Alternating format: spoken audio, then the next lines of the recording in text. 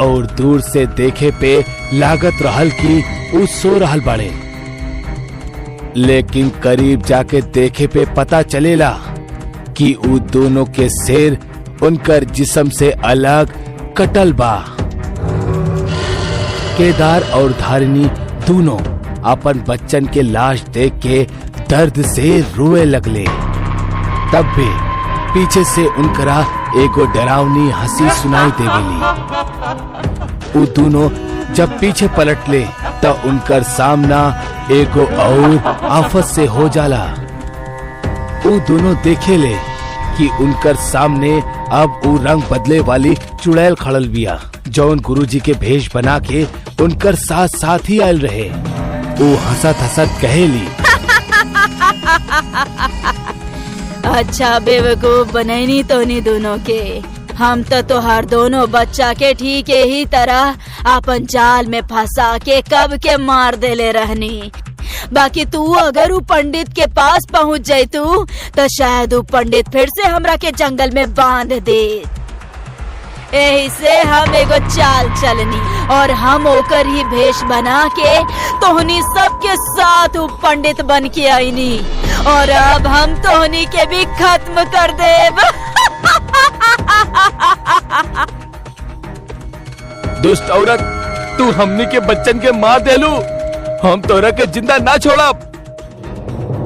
केदार हाथ में खंजर लेके वो चुड़ैल के तरफ बढ़ल, लेकिन तब भी वो चुड़ैल एगो मंत्र फुकलस, जेकरा वजह से केदार वो खंजर से खुद के ही गला रेत लेलस और तड़प तड़प के मौत के नींद सुत गई।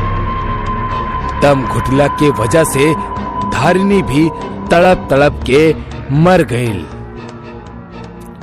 अगला सुबह गांव वालन जब केदार के घर के ई दृश्य दिखले तो उ सब भी कांप उठले और गुरुजी के बुला ले। हे भगवान, ई दृश्य देख के हमार कलेजा जल रहल बा। हमरा ई दोनों के अकेला घर भेजे के ही ना चाहत रहे। ई सब उहे चुड़ैल के काम है जे अपन रंग बदल के गुमराह करेली और फिर अपना मकसद के अंजाम देवेली। गुरुजी के मुताबिक पिछला रात उ अपन कुटिया में मौजूद ही न रहले, उ कोनो पूजा में गल रहले और ई बात उ चुड़ैल के पता रहल और जौन एकर खूब फायदा उठौलस और गुरुजी के भेष में साजिश रचलस और अपन खून के प्यास के बुझा देलस।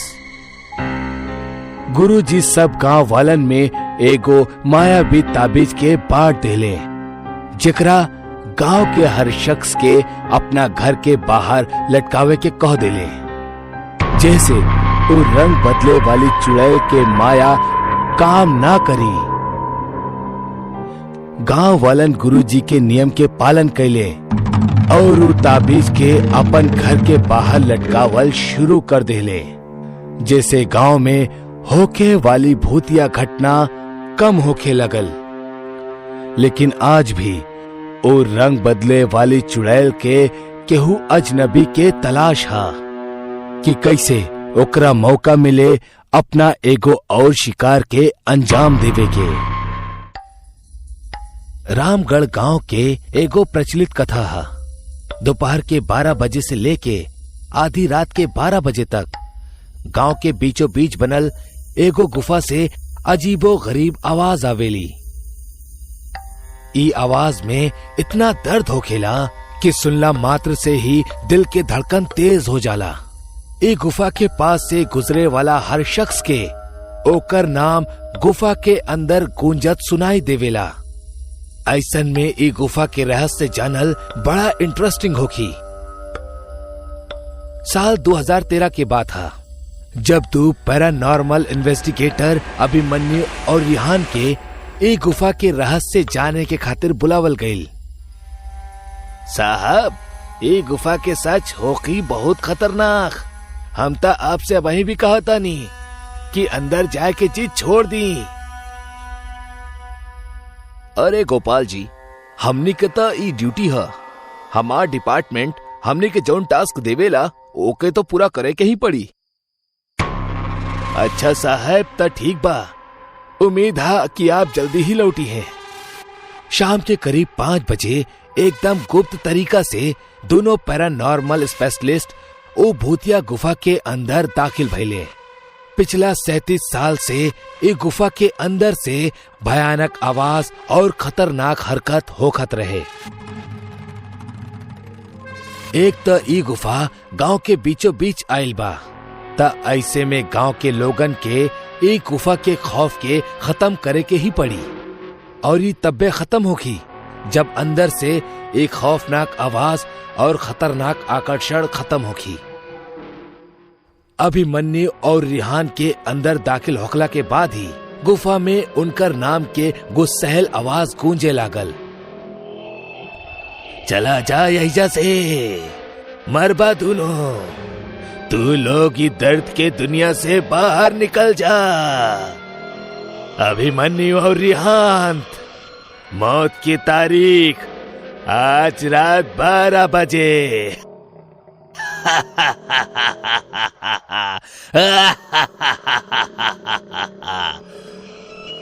यार अभिमन्यु, ये गुफा कितना अजीब बा। आज तक ऐसन कोनो भी केस हैंडल ना कैनी जहां बेजुबान गुफा धमकी देवेली।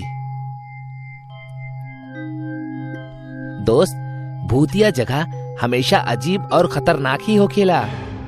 बस अब सोचब कम करा और टॉर्च के मदद से पिक्चर के कलेक्ट करा। रिहान तो गुफा में टॉर्च के सहारे आगे बढ़े लागल और साथ ही साथ गुफा के हर तरफ के तस्वीर खींचे लागल। रिहान के तब्बे बड़े बड़े कदम के आवाज सुनाई पड़ेला। ई आवाज ओकर ठीक बगल से आवत रहल और रिहान तो कदम के आवाज के पीछा करत करत गुफा के आखिरी छोर तक पहुंच जाला। अब वो गुफा के अंत में पहुंच चुकल रहल। ओकरा गुफा के अंत में एगो दरवाजा दिखाई देहलस। उ दरवाजा पे लिखल रहल, दूसर दुनिया के दरवाजा। रिहान मन ही मन में ई सोचत रहल कि कहीं ई दरवाजा दूसर दुनिया के तो ना। कि तब्बे ओकरा उ दरवाजा के पार से एगो आवाज सुनाई देवेला, रेहू बेटा, हम तोहार दादा, हमार पास आजा बेटा। बाप रे, ये कैसन दरवाजा हा? ये तो हमार दादाजी की आवाज हा। रिहान के उ दरवाजा के पीछे से ओकर दादाजी के आवाज सुनाई देत रहल। उ सुन के रिहान खुश और इमोशनल दोनों रहल। इहे इमोशन में उ एगो गलती करे जात रहल। उ दरवाजा खोले के खातिर हाथ आगे बढ़ोलस कि तब्बे पीछे से अभिमन्यु के एक तेज चीख पूरा गुफा में गूंजे लगली, बचाओ बचाओ हमरा के। अभिमन्यु के चीख सुन के रिहान भागत भागत पीछे गईल। इतना सब में तो उ अभिमन्यु के लगभग भूल ही गईल रहे। रिहान अभिमन्यु के पास पहुंचलस। वो बिल्कुल नॉर्मल खड़ा रहल, जैसे कुछ भइल ही ना। अभिमन्यु, ये कैसन गंदा मजाक हा? तू वहीं चिखला काहे? अभिमन्यु हल्का मुस्कुरा चुपचाप खड़ा रहल। एकरा बाद रिहान अभिमन्यु के अपना साथे वो दरवाजा के पीछे चले के इशारा करेला। दोनों वो गुफा के आखिरी छोर पे यानी के वो दरवाजा तक पहुंच चुकल रहले, जहां से दूसर दुनिया के रास्ता शुरू हो खेला। अभिमन्यु, यार ई देखा, पता है हम वही तुरंत कुछ देर पहले ही अपना दादाजी के आवाज ई दरवाजे के पीछे से सुन ली हा। हमरा के लागत था एकरा पीछे मरल लोगन के दुनिया हा। ता दरवाजा खोल के देखला ना, ऐसने ख्वाब में पोल काहे बांध रहल बड़ा। सही कहला, हम दरवाजा खोलतानी।